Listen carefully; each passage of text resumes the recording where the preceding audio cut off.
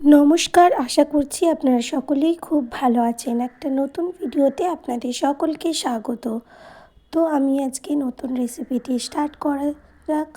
তো আজকের রেসিপি সোয়াবিনের তরকারি, ঝটপট একটা রেসিপি, কয়েক মিনিটের মধ্যে আপনাদের রেসিপিটা হয়ে যাবে। তো আমি প্রথমে সোয়াবিনটাকে নুন আর গরম জল দিয়ে ভিজিয়ে রেখেছিলাম।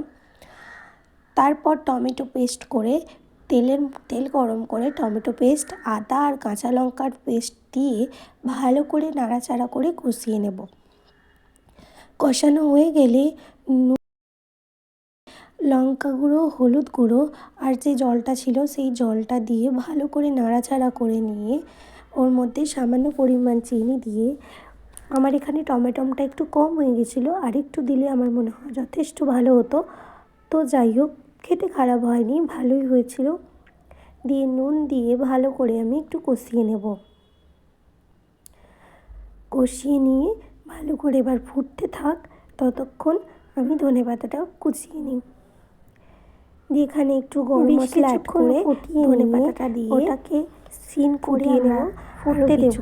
দিয়ে ফোটানো হয়ে গেলে নামিয়ে গরম গরম সার্ভ করব সোয়াবিনের তরকারি। সত্যিই দুর্দান্ত, নিরামিষ দিনে আপনারা সহজেই বানিয়ে নিতে পারেন।